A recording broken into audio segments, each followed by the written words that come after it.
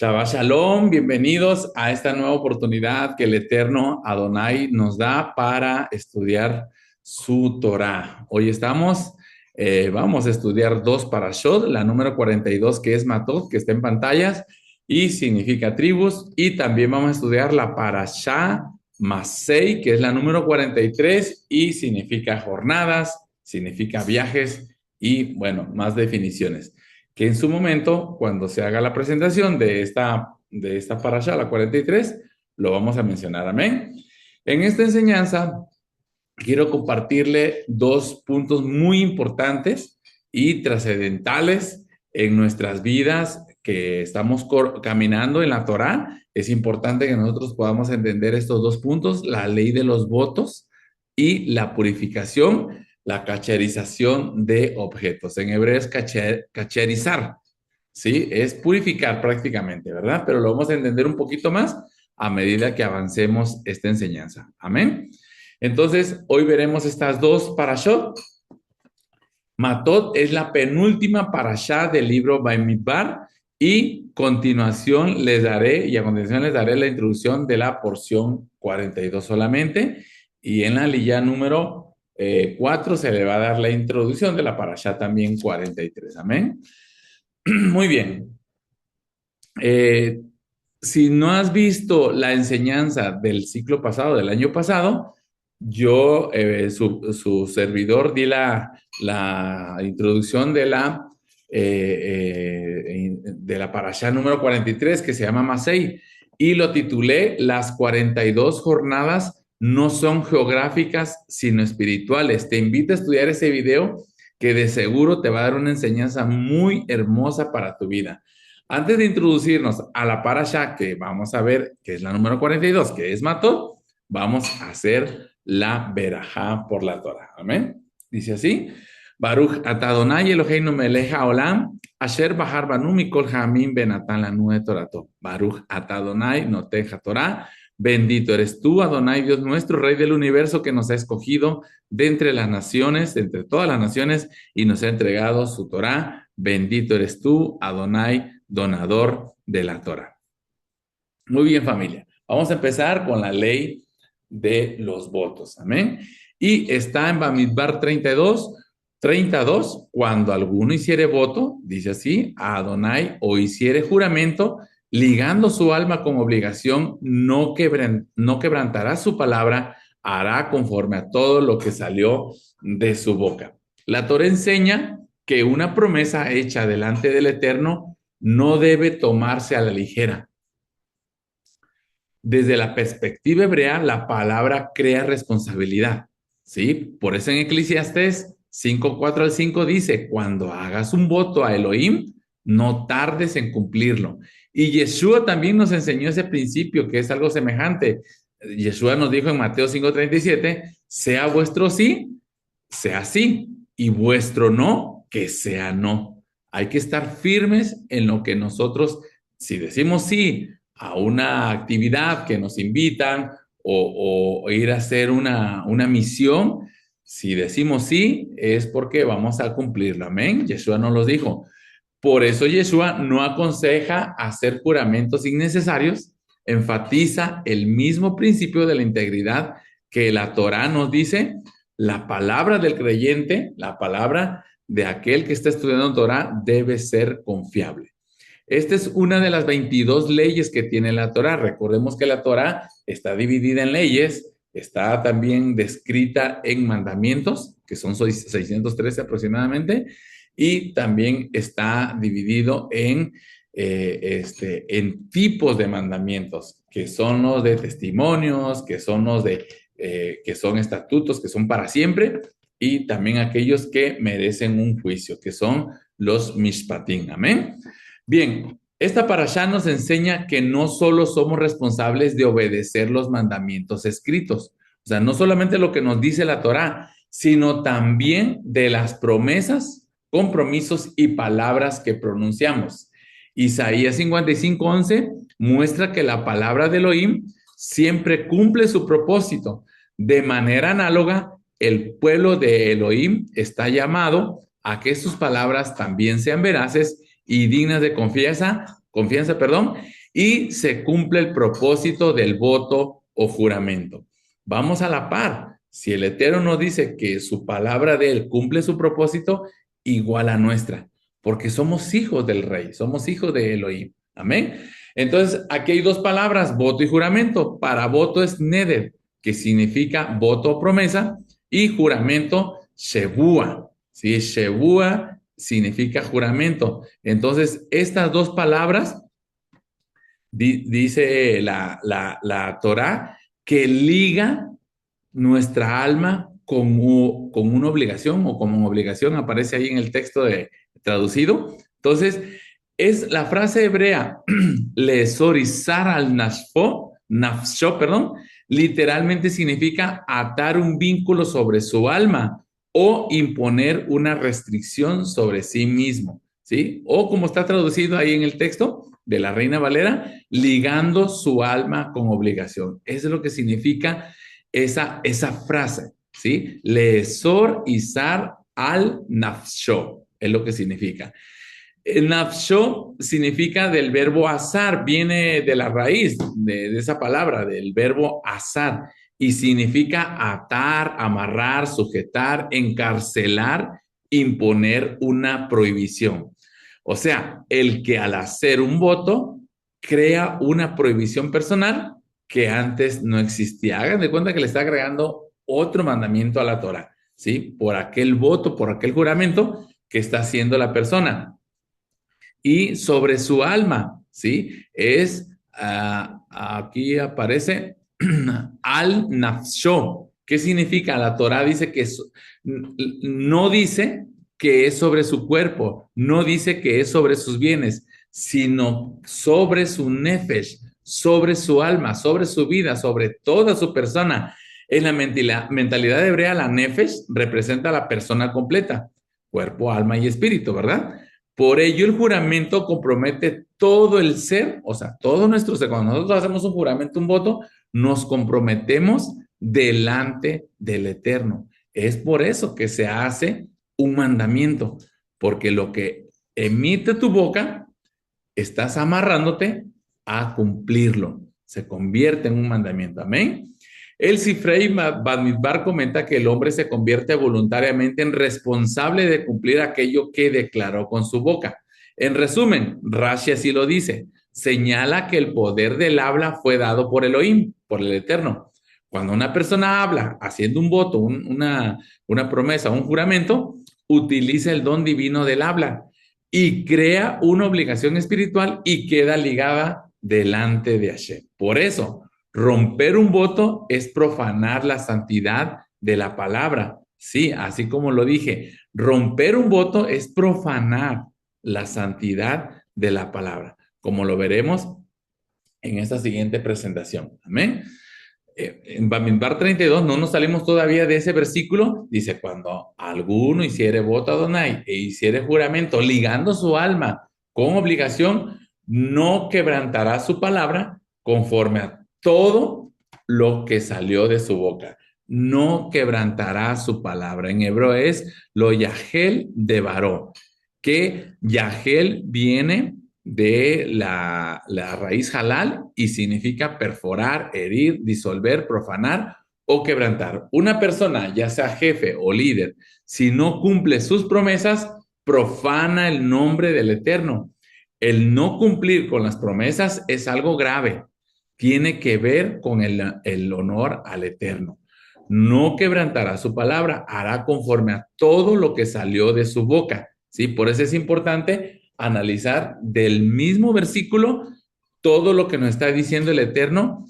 Ya vimos que se liga su alma con obligación. Ahora estamos viendo esa frasecita, no quebrantará su palabra. Literalmente el texto está diciendo, no profanará su palabra. La Torá destaca la importancia en cuanto al cumplimiento de una persona. Los sabios entienden que al profanar su palabra, la persona también deshonra a Yud-Heh-Vav-Heh ante quien hizo el voto, especialmente si el juramento fue hecho poniendo delante de ese voto al Eterno.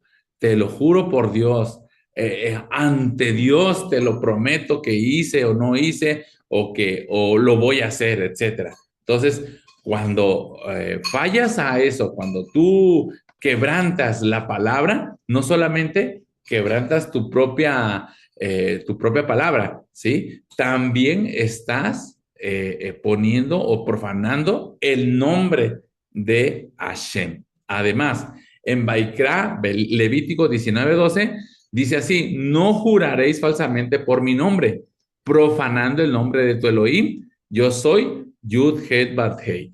Aquí la Torah relaciona directamente un juramento falso con la profanación del nombre. Y eso en hebreo se llama, como está en ese cuadrito de abajo, Hilul Hashem, que significa profanación del nombre. El Talmud Yom 86a también enseña que cuando una persona reconocida por su piedad actúa de manera deshonesta o incumple su palabra, produce un Hilul Hashem, porque las personas dicen, así actúan quienes sirven a Dios. O sea, en automáticamente estamos profanando el nombre del Eterno y todas las personas que nos conocen dicen, así actúan quienes sirven a Elohim, que están estudiando Torah. Entonces, un líder que hace un juramento en el nombre de Elohim y luego lo rompe, profana su propia palabra, como dice en Bamidbar 32, y más peor, si el juramento fue hecho por el nombre de Dios, profana el nombre de Elohim. Por eso la Torah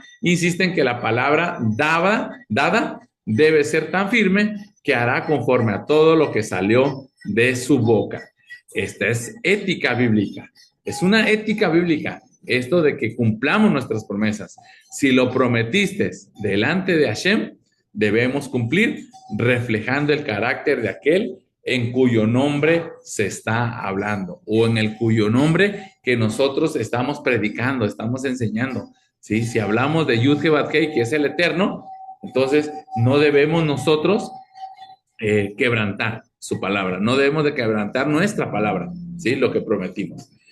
Ahora, como ya les dije, un voto, un juramento se convierte en una mitzvah. Dicen Devarim 23:21, está en pantalla. Cuando haces voto a Adonai tu Elohim, no tardes en pagarlo, porque ciertamente lo demandará Yud-Heh-Vav-Heh tu Elohim de ti y sería pecado en ti. Ahí está la clave, ¿sí?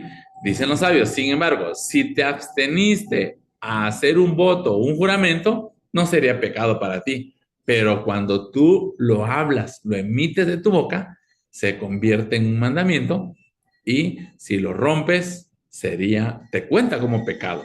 El Eterno toma en cuenta nuestras palabras mucho más de lo que pensamos. Nos atamos con nuestras propias palabras, por eso al no cumplir nuestras promesas, pecaríamos. Salmos 22:25 dice, mis votos cumpliré delante de los que le temen.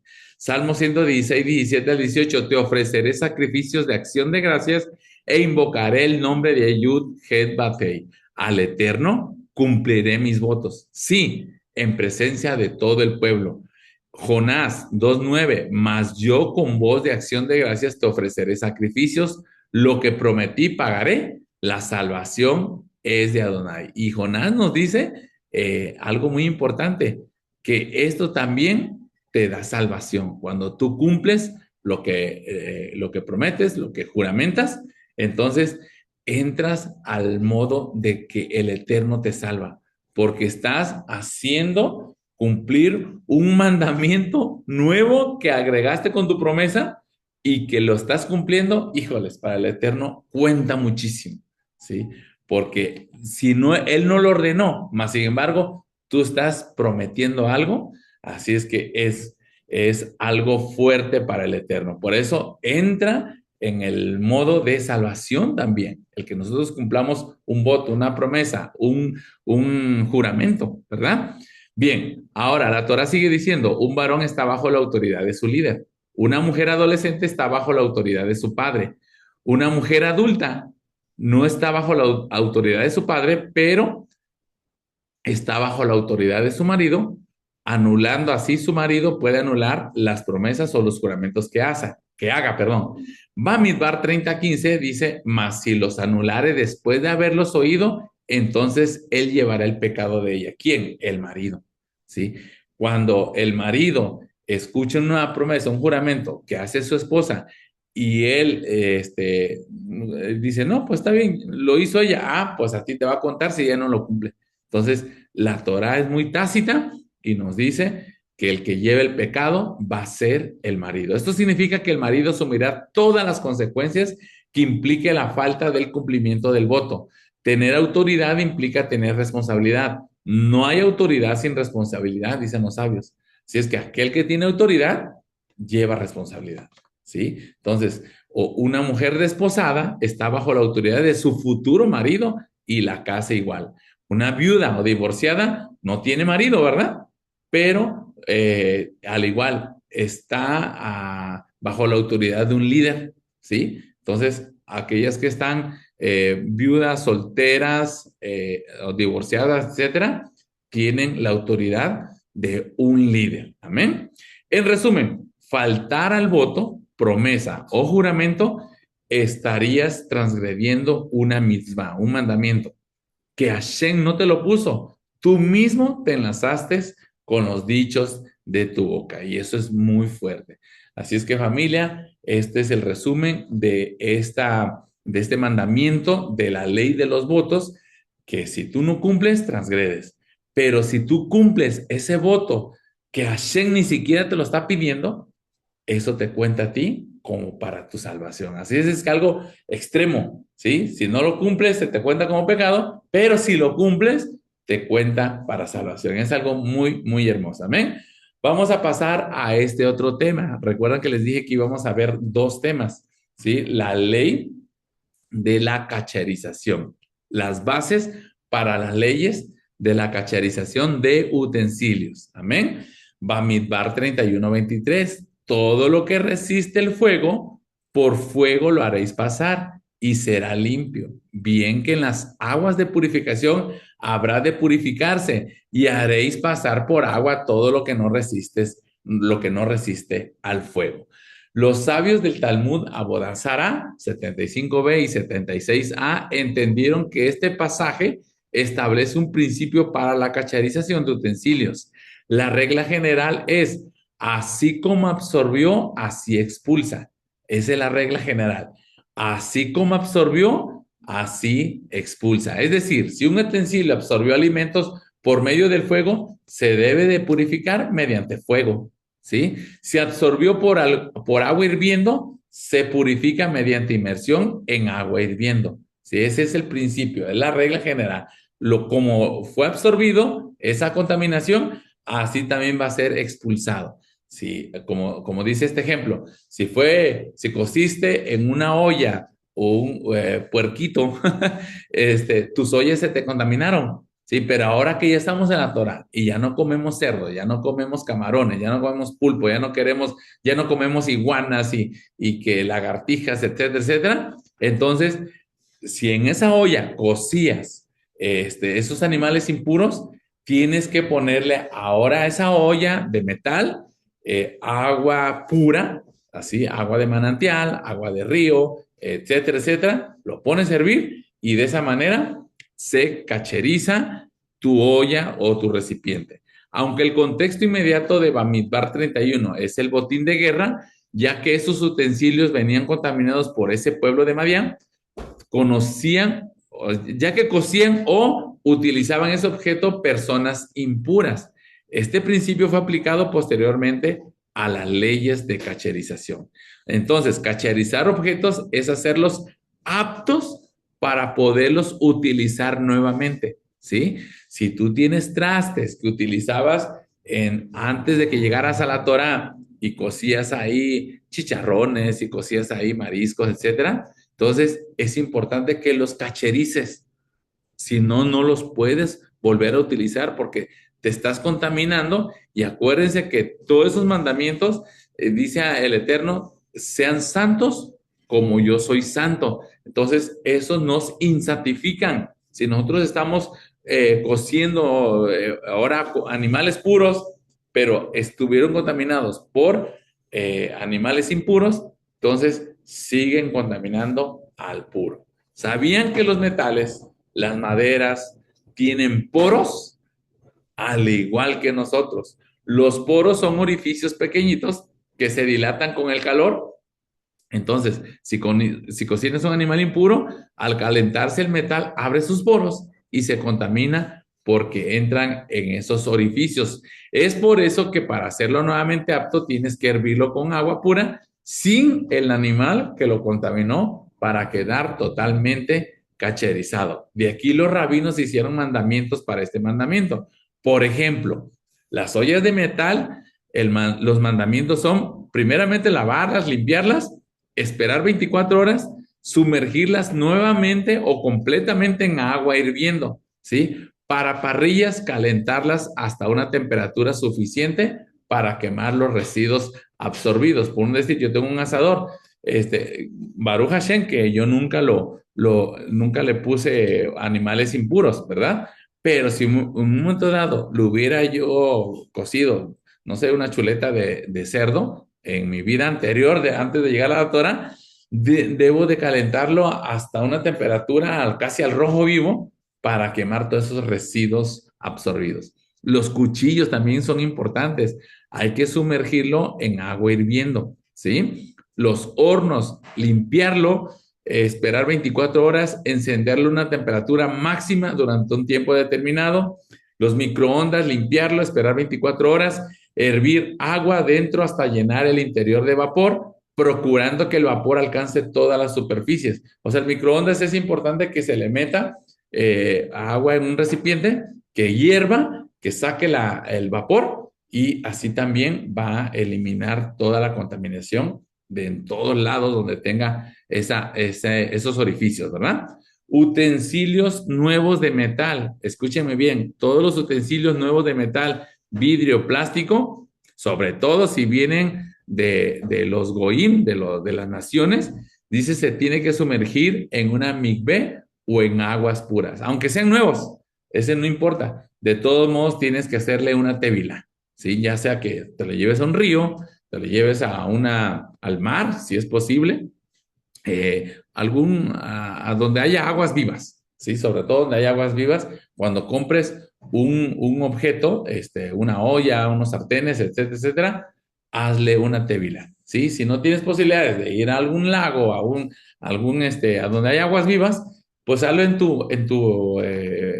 lavabo y haz la oración. La oración se los puedo pasar ahí en el grupo que tenemos, amén. Muy bien. El mandamiento es purificar utensilios mediante agua o fuego para poderlos hacer aptos para su uso. Ese es el mandamiento, ¿sí? Pero como les comenté, los rabinos hicieron mandamientos de este mandamiento. O sea, no hicieron uno, sino hicieron muchísimos, ¿sí? Y en Marcos 7 nos habla que se juntaron fariseos y escribas para condenar a los discípulos de Yeshua porque comían pan con manos inmundas.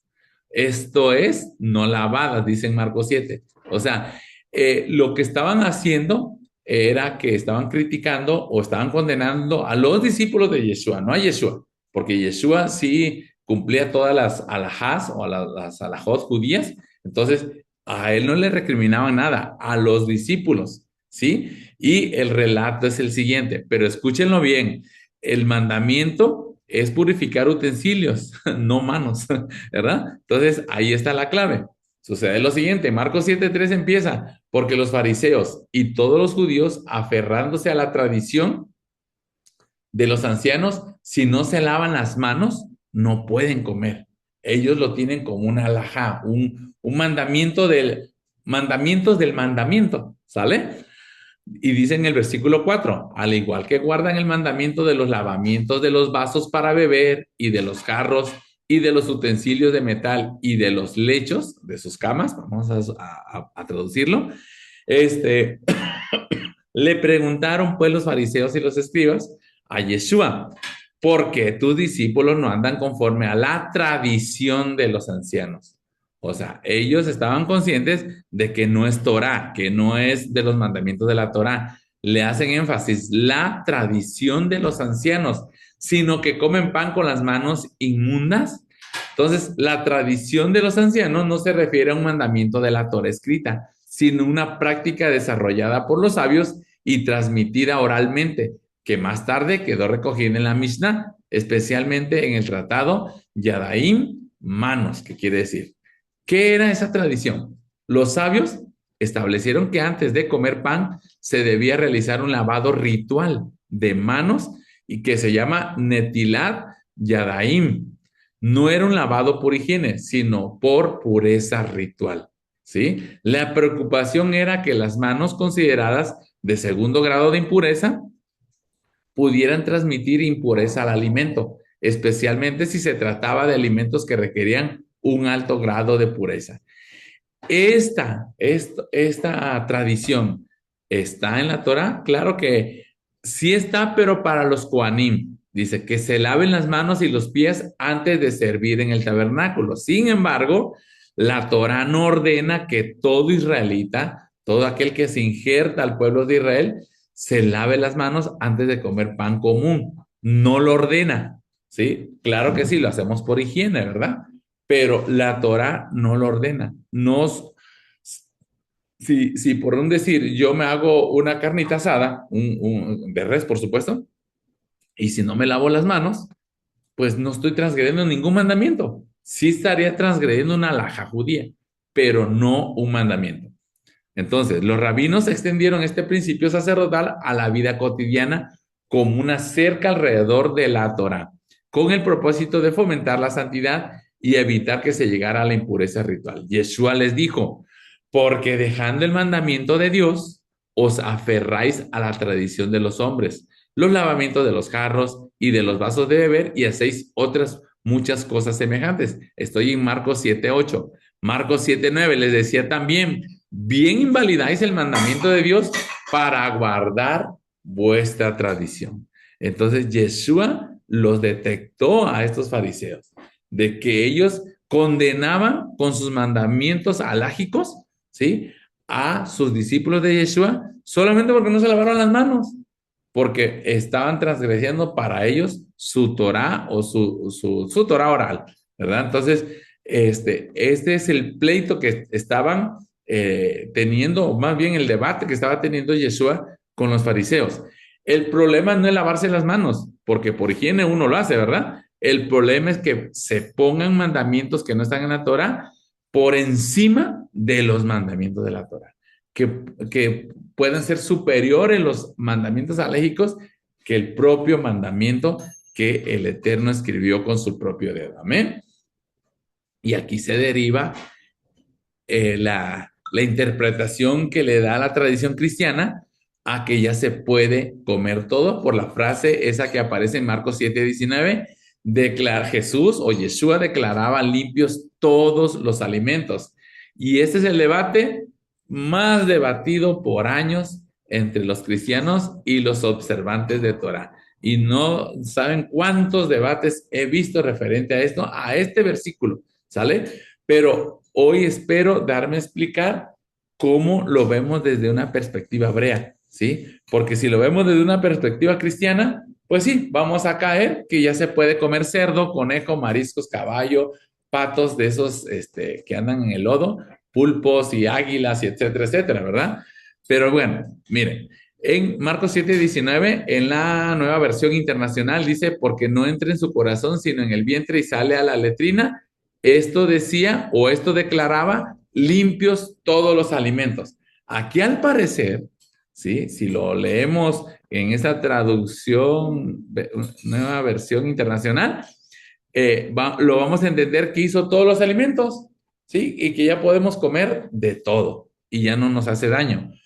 Pero en la perspectiva hebrea, dice así, porque en el griego es catarizón pantá tabromata, ¿sí? ¿Qué quiere decir? Exactamente la traducción dice, sale a la letrina purgando todos los alimentos. No está diciendo que está limpiando, no, está purgando. O sea, que cuando entra a nuestro organismo, dice que lo purga, pero en el contexto de que no nos lavamos las manos. Recordemos que no hemos salido todavía de Marcos 7. Marcos 7 nos está hablando del punto de que los discípulos no se lavaban las manos para comer, ¿Sale? Entonces, pero aquí hay una cosa importante. Alimentos. ¿Qué es alimentos? En el griego es la palabra bromá, que significa comida literalmente o figuradamente, específicamente artículos permitidos por la ley judía. Algo así dice la traducción. O sea, no todo, no todos los animalitos los hizo para alimento o consumo del humano el Eterno. Todo eso lo vemos en Baikra 11. No todos los animalitos, Yeshua aquí está diciendo o está autorizando que ya podemos comer de todo. No, Yeshua no estaba abrogando las leyes dietéticas, porque Yeshua no vino a abrogar nada. Lo dice Mateo 5:17, recordemos, ¿verdad? Sino explicando que la impureza ritual no proviene de comer con manos no lavadas. Eso era el punto de Yeshua. Por eso dice, si tú, por ejemplo, te comes esa carnita asada, con las manos sucias, Yeshua, que es Adonai, lo purga, lo distribuye, lo que te va a nutrir y lo que se tiene que desechar por las heces hacia la letrina. Entonces, eso es lo que estaba diciendo prácticamente Yeshua. O sea, no importa si no te lavas las manos para comer, claro, alimentos permitidos, ¿verdad? No, no alimentos no permitidos. De hecho, no se les llama ni alimento. Al cerdo, al conejo, mariscos, caballo, no se les llama alimentos. Eso en Levítico 11, Baikra 11, nunca les va a llamar alimentos. A esos animalitos los hizo con otro propósito, para limpiar ya sea la tierra, para limpiar los mares, las aguas, para limpiar los aires. Para eso hizo esos animalitos, pero no para que nos los comamos, ¿verdad? Entonces, Yeshua critica una tradición farisea sobre la pureza ritual. No cita ni discute las leyes de los animales permitidos e impuros. No se pusieron a discutir Yeshua y los fariseos, los escribas, dicen, no, que Yeshua haya dicho, ya el cerdo ya se puede comer. No, no, ese no era el debate. El debate era de las manos sucias al momento de comer. Amén. Además, en unos años después, en Hechos 10, Pedro dice, jamás he comido cosa común o inmunda. Si Marcos 7, que no nos hemos salido de Marcos 7, hubiera sido entendido por los discípulos como la abolición de las leyes alimentarias, esa afirmación de Pedro en Hechos 10 resultaría difícil de explicar.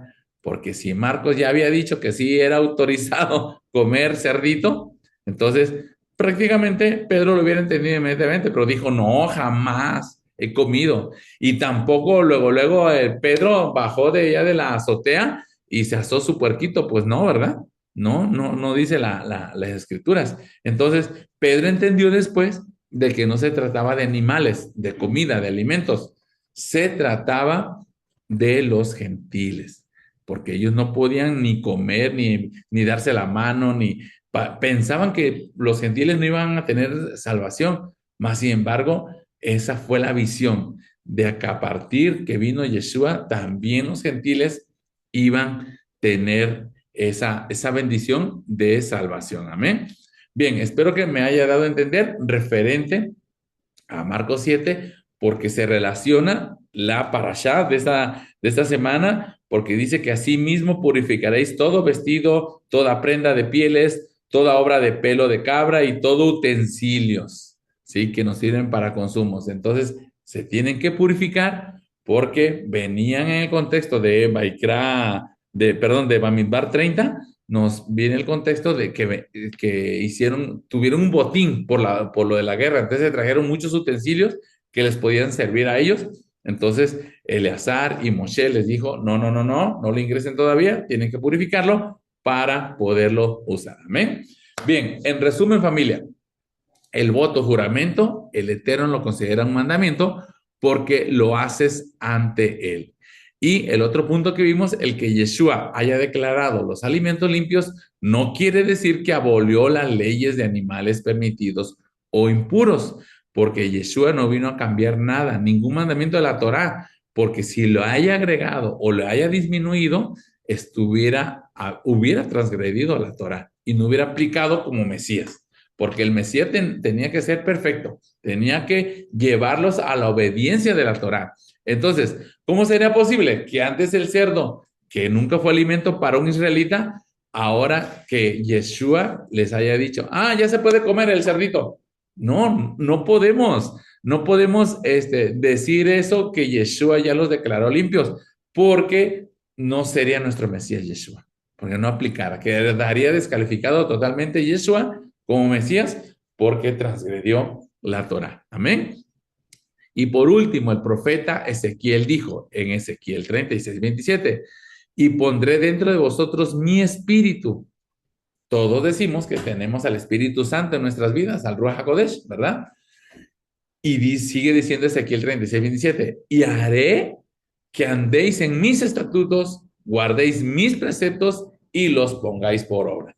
Así, aquí se concluye todo debate, toda discusión de que si Yeshua declaró limpios los alimentos y ya podemos comer de todo. No, no, más bien el Espíritu nos va a llevar a que guardemos sus mandamientos, lo pongamos por obra.